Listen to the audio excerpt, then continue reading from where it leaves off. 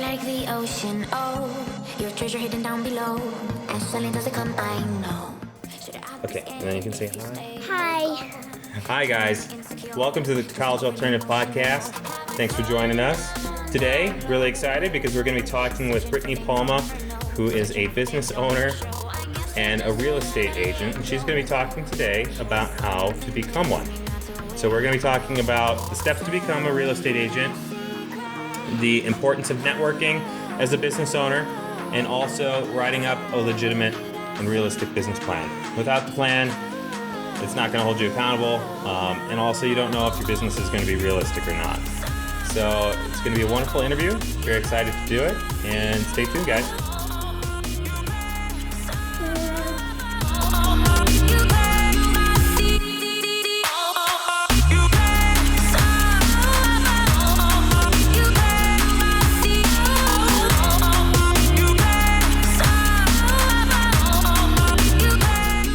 Interviews with the best in their fields, teaching you how to excel in careers that don't require traditional college. You're listening to the College Alternative Podcast. Insider tips and advice, straight from the experts. And now, here is your host, James Christian. Today, on today's show, the topic is going to be real estate and real estate agents and real estate development. And I'm really proud and excited to have Brittany Palma on. And how you doing, Brittany? I'm doing fantastic. How are you? Doing great. And I really want to have you on because you've done quite a lot with your life. Your latest venture is real estate and owning your own company. And we'll definitely get into all of that because you want to do it in Arizona and Illinois, right? Yes. But you've also been a personal assistant and worked in the personal assistant business world. You've had your own business-to-business development company. You've done quite a lot, and congratulations, you've placed first in a Las Vegas bodybuilding competition. Yes, thank you very much. Nice. So we'll get into your background here in a second, but just first question here, what makes a great real estate agent, do you think? I feel a great agent needs to be passionate about the real estate market and actually follow through with what they say they're going to do. Okay. Yeah. Many times we move so fast that we make a lot of promises. So we have to deliver those promises and just have a love for real estate. And I think that's big too, because you were saying follow through, and you often see that in the business world, well, in the friend world too. People tell you one thing and they don't always deliver, right? So what does that do with your reputation as a real estate agent, or in a business world, just in general? Well, in real estate, in any company that you own, if you are your own brand in real estate, I am my business. So if I'm not following through and I look like I'm lying or deceiving or too busy, then you're not going to get the referrals that you need to get in order to continue to grow your business and just have a good reputation. Mm-hmm. Okay. Yeah, and so I guess we can get into that a little bit as far as how to grow a business and everything like that, but it's all about reputation, right? It is. It's the expertise in the market, the real estate market, and how credible you can be. Okay. Is there any let's say I was interested in doing this, but I really have no clue. Is there any training involved in something like this? Obviously you don't do this when you go to college or community college. There's no real training for this, is there? So I would always recommend someone who's thinking about getting into the real estate market to shadow someone and kind of see the day-to-day and how we work. But once you make that decision, you do have to take 90 hours of schooling, and then you take a test within that school as well as a test at the Tucson Association of Realtors or whatever city you're in and their association. So you do have to pass the state test as well as the national test once you decide to move forward. Oh, so there is a school for this. Who puts this on? 90 hours, yes, because you have to, we're dealing with contracts, so contractually I need to know everything that I'm doing, especially, for instance, if I was your agent and you were purchasing a $300,000 home. Yeah, that's a large purchase, for me not to know what I'm doing. Good point. So who puts on this? Am I wrong? Are there actual community colleges that provide this training, or is it through the Realtor Association? So it's a specialty college. So for here, I went to Hogan, which that's could be them free marketing right now. But there's a couple other places that you can take it where you can work. You could take the classes at night or around your work schedule in order to accommodate. Because as you transition, it takes some time to get that commission. Okay, and then I'm assuming the school then helps you take that test or preps you for that test, or it does. Yes. Okay. But then once you go into the testing center, you're on your own and you're in front of the computer and all eyes are on you to make sure you're not cheating. Yeah, well, you're right though. I mean, if you're purchasing a $200K house or $500,000 or $1 million house, you definitely want to make sure that all your that would be the biggest worry is you mess up on that contract and further down the road something happens, right? Absolutely, especially when you're dealing with earnest money, and if I'm not representing my buyer, then my buyer might lose their earnest money, or the home wasn't inspected correctly and I didn't get the roof contractor up, and then now all of a sudden your roof is coming apart and you can come sue me. So I'm going to definitely cover my ground and be very knowledgeable about the market and any of the legalities with it. We just had a new contract come out. I took that CE the day it became available for me to take it. So. Oh, okay. So that makes sense. There's continuing education classes. Mm-hmm. And you renew your license every 2 years. Okay. And renewing it is what? You have to take an additional test or just kind of apply online? Just the CE classes. So you have to take a certain amount of CE classes within those 2 years and submit them. Okay. And then you were talking about shadowing. So let's say I was interested in this. Do I just sort of approach you and say, hey, I'm kind of interested. Can I follow you around? Yes, you can. You could definitely do that. You can also research and find out a potential company that you may be interested in working with and go directly to their broker or the recruiter and ask to be paired with someone. So that way you get paired with someone who knows what they're doing, really. And you want to shadow someone who isn't as passionate about the market and can steer you down the wrong roads or teach you anything. So you learn it correctly. Yeah. Untraining those bad habits is the worst thing ever. Yes, it is. It's so challenging. So, do you have to pay money in order to purchase this license then too? I'm assuming any credit hours you do have to pay a fee in order to do that. And then, yes, you do. And then in order to be a part of, for instance, I'm a part of the Tucson Association of Realtors. You also pay the association fees, the schooling fees, the testing fees. It's approximately $1,500 to start because you're also purchasing what we call a Supra in order to get into the homes, to show homes. What is that now? It's called a Supra. Okay. So it's almost like a lockbox, a contractor lockbox, but it's for real estate agents, and it tracks our real estate, our license number, how long we've been there. It gives the listing agent the opportunity to contact us through our email and our phone number that's registered through the association. Nice. So it's a little bit of it tracks your hour. I'm assuming it kind of tracks your location, tracks your movement, keeps you. Yeah. Okay. Nice. And what's the kind of the point of you being in the Tucson Association? What's the kind of the benefit for something like that? Well, it's a fantastic resource. You go on, you can look up as homes get listed, what they're listed for, their history, any private details that agents put in there. Sometimes on Zillow, you guys will see the remarks that the agent posted for the public, but we have a private preview as well. So we can see showing hours are only from 8 a.m. to 5 p.m. or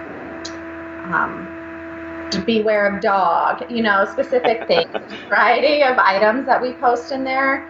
And we just want to be respectful as we are showing homes.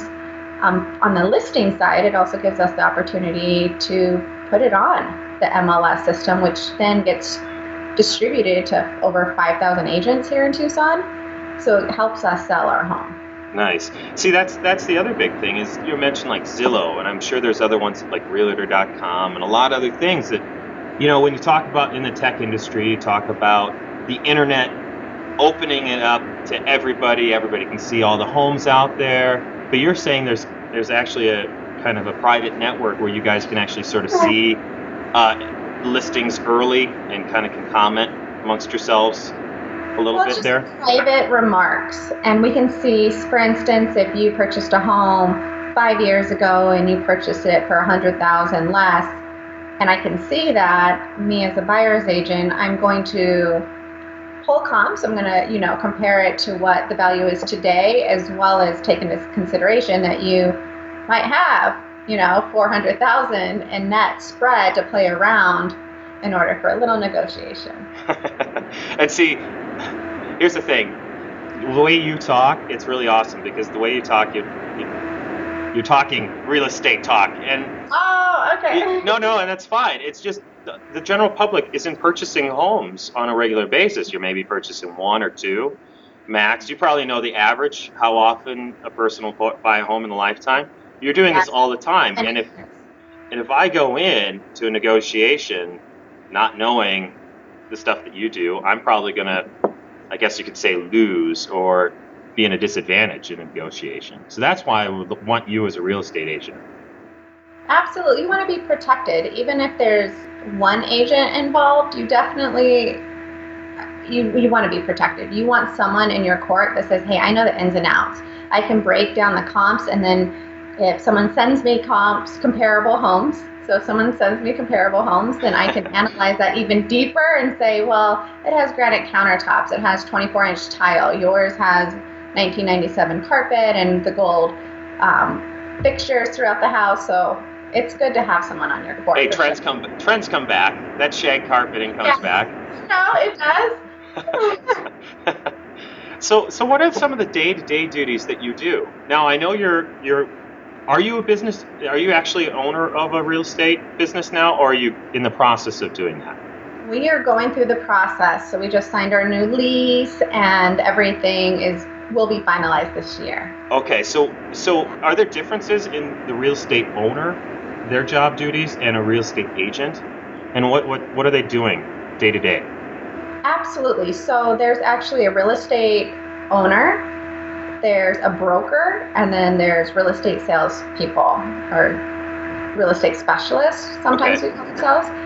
The broker is the one most liable. So contractually, if something goes wrong, it's his license that's on the line. So he reviews every contract that goes through his doors, whether that contract is accepted or not. The real estate owner essentially looks over, it's CEO. You're going to oversee the whole infrastructure. You're going to make sure the marketing's together. You're going to pay the bills. The day-to-day, you can even work as a CFO as well, unless you hire someone else in to help with that accounting. The sales person is it's 1099. You're your own business. You're coming in. You're giving a percentage to the house, which is the broker or the owner. The broker may be the owner, but the owner does not have to have the real estate license. So that's where it gets a little bit confusing. So you're, as the owner, you're hiring a broker to be under his license? Correct. But you can also be an owner broker. So you can choose to get your license and do it. You just don't have to have your broker's license to own a real estate company. Are there advantages to that, though? Is that kind of the way you want to go with something like this? Everyone's different because there's 4 different personalities. So if you're great at reviewing contracts and if you need to have your hands on everything, and you have your broker's license, then you're cutting costs. Then a percentage isn't going to someone else. Yeah. For me, I like to sell homes, and I don't like to review contracts. So it's beneficial for me to have a broker be in place and review the contracts, and I deliver those contracts. And sell the business. So. So your sales force, though, the real estate agent, so what are they doing on a typical day-to-day business, though? Because I'm assuming that's kind of where you start out, right? Yes. In the market? Okay. Yes, and so you're selling homes. You're doing, whether it's contacting your sphere of influence or marketing, door knocking, you're doing everything you can do in order to get a listing or work with the buyer, building relationships, say with business owners or lenders. They're just trying to find their way in the real estate world to get that one house, because once you get that one house, it's likely that you're going to get a referral if you did a good job. Okay, yeah. And so I'm assuming it's all about the hustle, too. It's really self-directed. You could either sit on the couch and really do nothing, or you could be out there being proactive, right? Yeah, you could sell one house a year, or you can sell, the top producer sold over 250 homes last year. So you do the math. You make 3% off of a transaction. So if it was, a $300,000 home, that's $9,000, 250 times. Not bad. Not bad.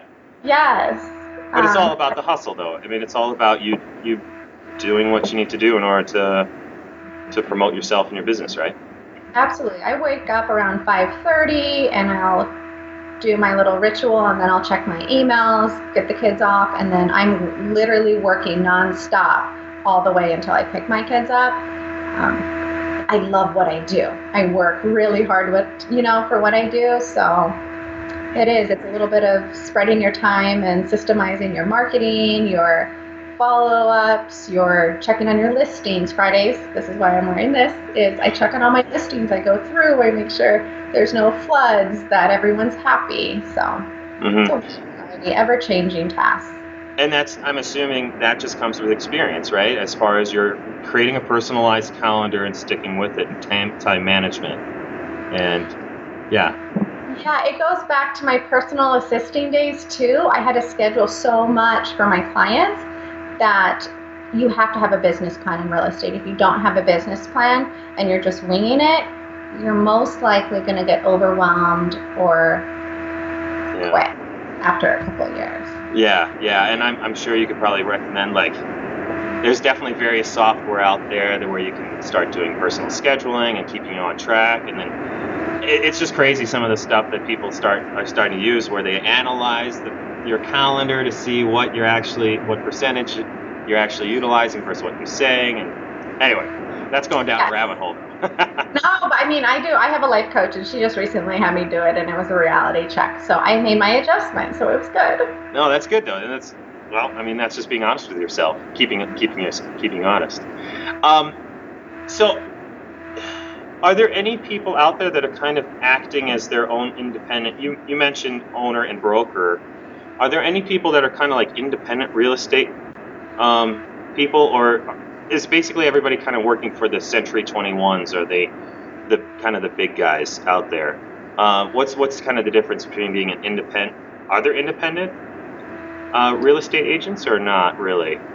So essentially everyone is independent unless they're hired on as a salary as, say, a recruiter. Keller Williams has a recruiting department where they pay salaries. I'm sure Long does as well. All the larger companies. Yeah. But if you're a real estate salesperson, you're 1099. So you're an independent agent. Your signs will say Brittany Palma and, the company that you work for. So you're independent the entire way. If you decide to join a team, you're still independent, but you're sometimes underneath that team. So, for instance, if you sold a home and you're on my team, and my team happens to be the A to B team, and you sold, it may go underneath the A to B team, Brittany Palma's name versus your own name, and then the commission is split. Okay. And is there any advantages to any of this? Is it just kind of what you sort of choose to do with your career, go on to a kind of a team, or kind of a sort of more the independent side of the house? Is there any pros and cons? Absolutely. Because there's such just different personalities, it's going to vary on how you grow and learn. Some people have absolutely no knowledge of the real estate industry, so it's very essential for them to have a mentor and potentially go into a team where they can shadow often and follow them to the listing appointments, the buyer appointments. Oh, yeah. Okay, that makes sense. And then if you want to, further down the road, maybe 5-10 years later. Yes, I gotcha. And so, how many real estate agents are in the Tucson area? A lot. I think there's definitely over 5,000. I don't know how many are active. That does include property management as well as commercial. Oh, okay. So is the market kind of saturated with real estate agents? Do you find it's pretty competitive out there, or not really? It's competitive. I would say that the top 5% of agents do about 80% of the business in Tucson, and those are the people who are working really hard. They have those business plans and teams in place. Mm-hmm. And is it easy to kind of break into that to kind of elevate yourself above basically the rest of the 80% that's out there? Maybe not the top 5%, but is it easier to break into maybe the top 20 in most markets? I would say yes. If you are from like a native of Tucson, or if you have strong contacts, if you've been here for a while, I think it's easier than if, you're a transplant just here from New York and you don't know anyone, then it's literally all cold calling. But I think if you work hard and you're consistent with your brand, absolutely. You just need to have the right people on your team. And that hustle. It's all about the hustle. The hustle is there. You can't be afraid. I literally go on walks with my kids and knock on the neighbor's door and say, what do you do for a living? How can I help grow your business? Nice. Well, yeah. I think so many people are so easy to separate themselves via technology that just breaking through and literally knocking on the doors is going to separate you. Absolutely.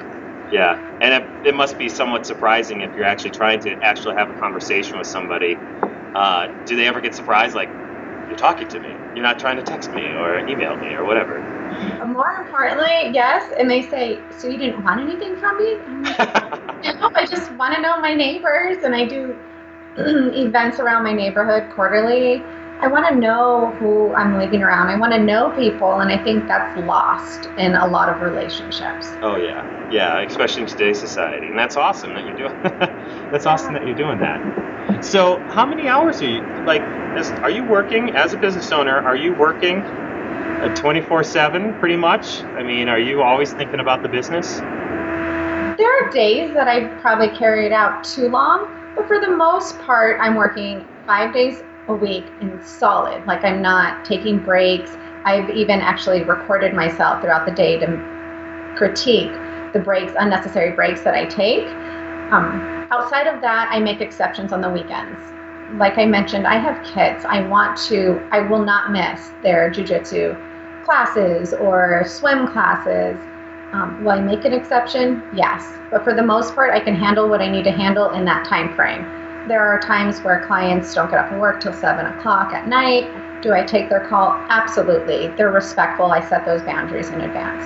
Mm-hmm. Well, and that's the other thing is I think there's a preconception out there.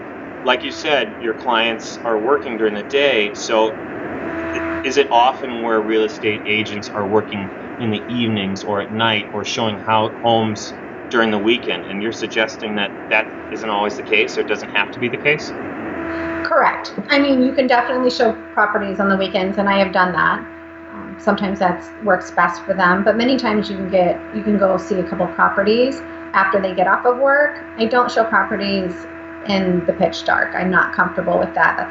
It's not going to benefit my client. Yeah, that makes sense. But on the weekends, yeah, I mean, there's times that does happen. So, but for the most part, you're working, I would say 40 to 50 hours a week, which is standard, I think, for most people who are working. Yeah.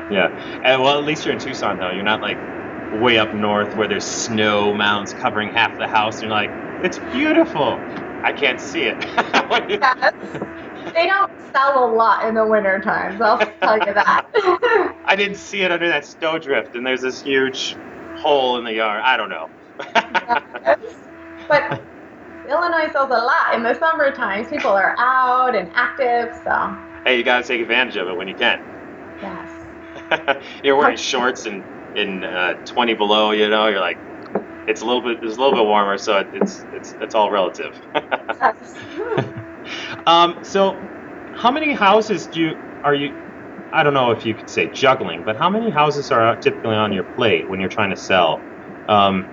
You trying to sell as many as you possibly can, or how many is typically like the ideal amount for an agent? I think the average agent sells maybe one house per month. Okay, but you're not taking on just one client a month, right? You're probably taking on a couple clients a month if you can, and then you're getting the close, because it takes about 45 days to close a transaction. Okay. And so if you can close one a month, you're doing good. You're going to be in like the top 50% at least. Many agents are selling a lot. Well, for instance, there's agents who do luxury only. So if I am listing a home that's, $1 million, that's $30,000 in commission minimum. So it's going to take longer time. That's about 18 months worth of market days. So if it's going to take about 18 months, and of course you want other items in your pipeline, I do somewhere in the middle. I don't do super luxury. I don't focus on just super luxury, although I will list it and work with clients. My goals are high, I will say. So I want at least 4 closings per month this year. So we'll see how that goes. It's gonna. How about that? We're gonna speak it into this. Well, and see, that's nice because you're kind of providing benchmarks, because you're saying you're doing good if you're only selling 1 home a month, and to just a random person off the street, hey, I sold a house this month. They could take that one of many, many different ways. Oh, 1 house a week, that's nothing, or that's a lot. You have no clue what the kind of the standards are. Absolutely. And there's some agents who do it part-time and are teachers, or do it full-time and only sell 3 homes a year, but are still making $70,000 because the price point of the home. Yeah. And is the pay, since you're trying to do 4 homes and some people are doing 1 home a month and everything like that, is the pay fairly stable with something like this? If you're working hard and you have a business plan, yes. If you're not, it's going to be an absolute roller coaster, because if you don't have other properties in your pipeline, once you get a closing, you start all over, you're waiting at least another 45 days to get that closing. Okay, so definitely if you're starting out, it might be a little bit roller coaster starting out, but working on that reputation, and you said that pipeline, never just be content with, I've got 1 in my hopper here. Yes. You stabilize your pay then? Correct, and that's why I always think it's beneficial to join a team, because then you're able to get, even if you're paid for your time in assisting with that transaction, at least you're getting some sort of income to compensate while you learn and are growing your business. Okay, nice. Yeah, so it kind of levels you out a little bit there too, so that's good. I mean, it could be tough, but if you're a hard worker and you're passionate, I promise you can do it. Nice. So you're talking about you'll do occasional, luxury homes, and you kind of not all over the market, but you kind of have a broader range that you do. Is there more of an advantage to doing luxury homes versus kind of in the 100,000? What do typically agents start out with, or what do they typically want to settle into as far as home range is concerned? I think every agent's different, and it's what you're most familiar with. For me, I do really well, and it is a little bit smoother transactions when it's around the $250,000 to $350,000, even $200,000 to $400,000 mark. Below that, it may be older homes, or the inspection may be a little more challenging. I work with all clients, so I don't want to say that I wouldn't work with a $50,000 home or a $5 million home, because I will, and I treat everyone the same, every transaction the same. Mm-hmm. Me, my average ends up being in that price point. So because I focus in certain areas of town, I don't want to drive across town when I can get the same outcome closer by and be able to get closer to my kids, and make it be a little more realistic. If an emergency happens, I can be right there. Okay. So it just depends on what you're comfortable with and kind of what you're targeting. It's not really an advantage or a disadvantage going either route with it. Correct. When you're new, you're going to be spread out. You're going to go to Vail, and you're going to go to Oro Valley. You're going to go wherever you can to get that transaction, because it's exciting, and you need that experience. And then as you start to get a little more consistent in your pipeline and your flow of clients, then you can say, you know what, I don't want to drive an hour and 15 minutes to Vail for this opportunity. I'm going to refer to someone in my office, and I'll make a percentage off of that, and they'll take care of it because they live right down the street, and it'll benefit everyone. Nice. And kind of on the same note, I know you are doing Tucson proper, but is there advantage to doing the city versus kind of more rural, like let's say Iowa, and kind of farm country area? How does that work as far as selling real? Hey, you're in Illinois, so there's definitely farmland out there too. So, kind of what's the advantage there, disadvantage? So you have to get your license in each state. So you have to retest the state and the national. So you need to be particular with how many places you're wanting to practice. and make sure you have at least something established in your primary residency.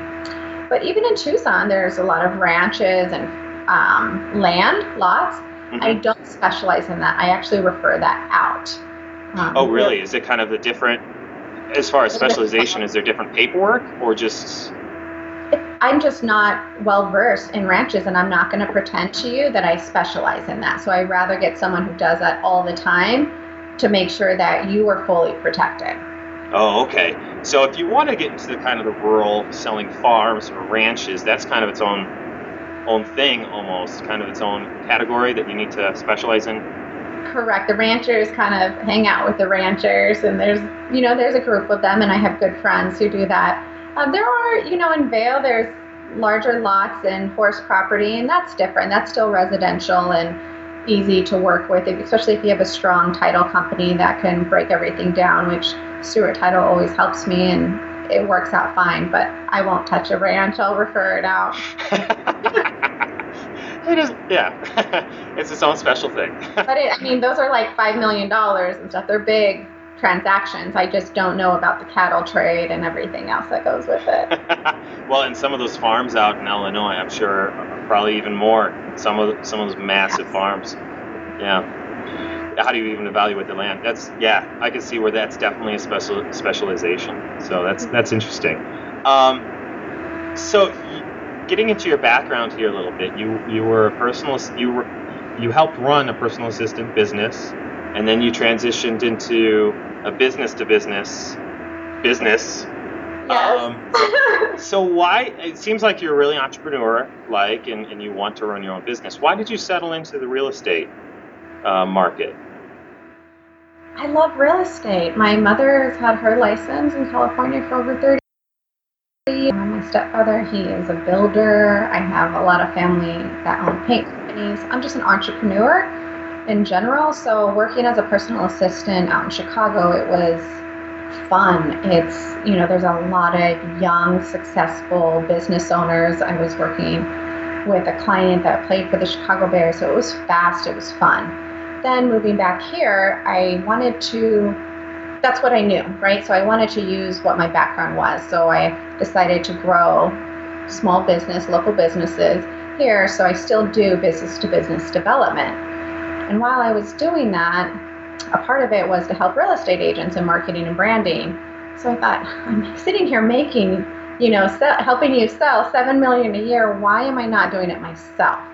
Mm-hmm. So the entrepreneur part of me said, go get your license, go do it yourself. And then of course, I started doing well, and I said, why am I not owning my own business? And that's when that came about as well.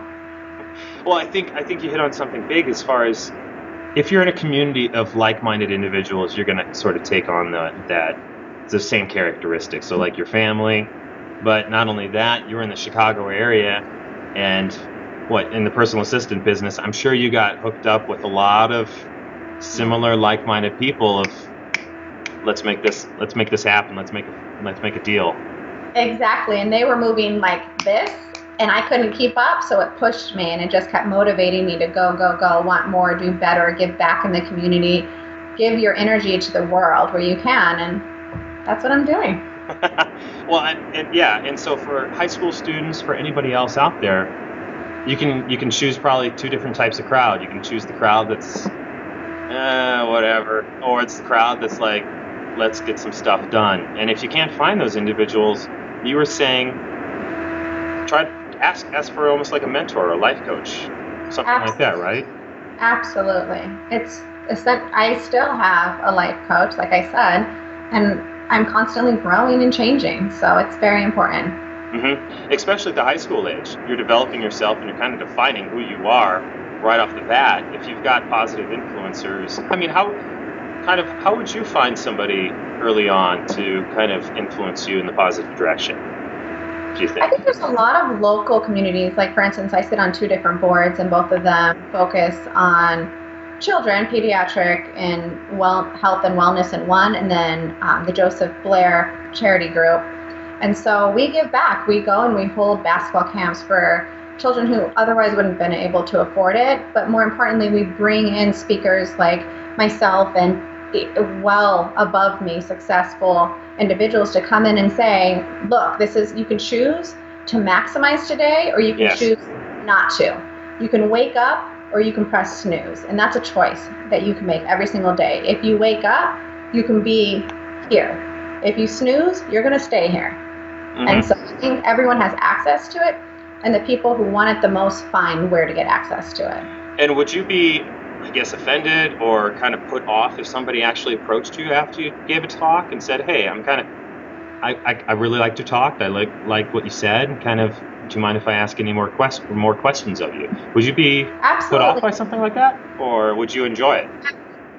I love it. I'm actually a part of the sisterhood at SWAT Fitness where I train, because I do bodybuilding, as you mentioned. We do a sisterhood every year, and last year I won that sisterhood challenge, and it's 99 other women asking me, what did you do? What are you eating? How are you working? How are you juggling it as a single parent? And I love that. That's my favorite part about being in the position that I'm in, is inspiring and giving back. Mm-hmm, mm-hmm. That's big. That's just, successful people are normal people too. They just have a little more drive. In all honesty,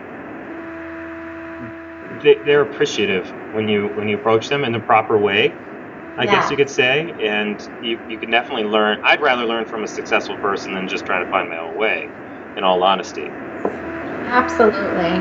I am humble enough to walk up to someone and say, I see what you're doing, and that's where I want to be in life. Can you help me get there? Mm-hmm. Yeah. And if you knew that as a high school student or a younger person, think about much further you could have been.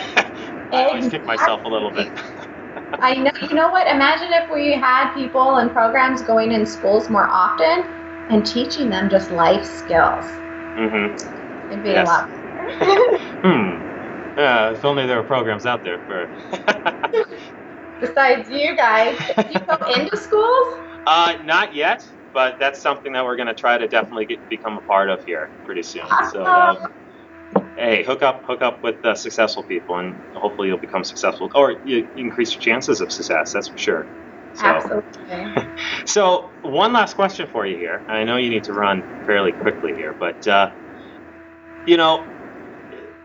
back in when was it, the early 2000s and everything like that, the market and for housing and the economy, we saw that change. So, do you see any difference as far as who's buying homes, the type of age that are buying homes, and the type of homes that are popular as the market fluctuates? Because I just hear a lot that millennials as often as the older generations are. So are you seeing kind of a economy fluctuation right now, market fluctuation? For myself personally, I would have to actually go on the opposite spectrum of that, because the last 4 or 5 now have been humans in their late 20s. I was going to say kids, but they're not kids. People in their late 20s purchasing homes, because there's so many, in Pima County, we have a lot of down payment assistance programs, and we recently had the Pathway to Purchase, which was an awesome program where they paid up to 10% or $20,000 of their down payment and their seller concessions, like any of their fees on like title and escrow. So it gave them that opportunity to get in a home at a 3.5, 4 to 4.5, whatever percentage of that rate. It's low, on the mortgage. So it gave them that opportunity to start and get their foot in the ground and get established. So I can definitely appreciate that, and I am still seeing all ages purchase. Okay, that's good, because it's just, I hear a lot in the news reports about how millennials just aren't choosing to purchase homes, or they don't have the down payment to be able to do so in a proper fiscal manner. But you're saying it's different. It's not what you've been seeing. Correct. I still think that there's a lot of programs out there that help with down payment assistance programs, as well as the knowledge, the accessibility online to review and see what do I need to do to save up to have that down payment or to have the reserves in order to purchase. Now, whether or not they're, moving forward, I'm not sure for the rest of the real estate industry here, but for myself, I am seeing a lot of young people still purchasing. Okay, that's good. Just because like we're talking about, if you're interested in getting into this, you got to be thinking long term. What's the housing market going to be doing 10, 20, 30 years from now? And you're saying it's fairly stable. You're seeing the next generations purchasing homes. It's not, oh no, the sky's falling or anything like that. You're seeing a really good business amongst this younger generation. Well, right now we have the lowest inventory that we've had in a while, which is good and bad because I have buyers. I need homes listed, but then they move so quickly. So that's a good thing. That's a good sign. Nice. Yeah. Nice. So again, just to kind of recap here, if you're interested in doing something like this, first start and just approach a real estate agent that you're interested in, that you like, and shadow, right? Ask some Correct. questions. Any company that you may be interested in, whether it's a large company or even a smaller brokerage, where you can get that intimate feeling out of. And then go look up a testing place and a course place. Get yourself tested. Go through the courses, and then hook yourself up with essentially a mentor. Start off with a real estate team is probably the more likely bet for someone new into the business. Yes. I would definitely interview at least 3 different companies, get a feel of how they run their company and what type of training they provide and that environment that you'll be in.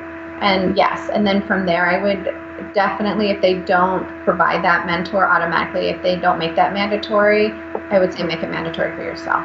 Okay, yeah, that's kind of a little bit of a red flag or something where you need to check yourself and be proactive. All right, cool. Well, Brittany, thank you so much. It's wonderful to have you on the show. And if people want to get a hold of you, if they're interested in buying or selling a home, or just want to have some questions, how can they get in contact? They can call me. My phone number is 520-270-7958, or they can look me up, Brittany Palma. I'm on all social media. I have a website. I'm here for you. Call me on anything, whether it's real estate, business development, or even bodybuilding. Or bodybuilding. That's awesome. Yeah. You're doing a lot in that area too. It's amazing. So thank you so much for having me. No, and thank you so much for sitting down and talking. I really think it's wonderful that you volunteered your time to talk. So thank you.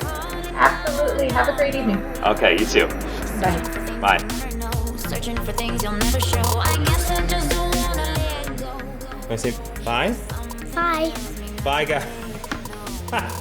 Bye, guys. Thanks again for tuning in. Hopefully you guys enjoyed the episode today. Any questions, comments, concerns, please listen below. Any ideas for a show, again, please list it below as well. Always could use your input. And also subscribe. So until next time, guys, next week. Bye. Say bye.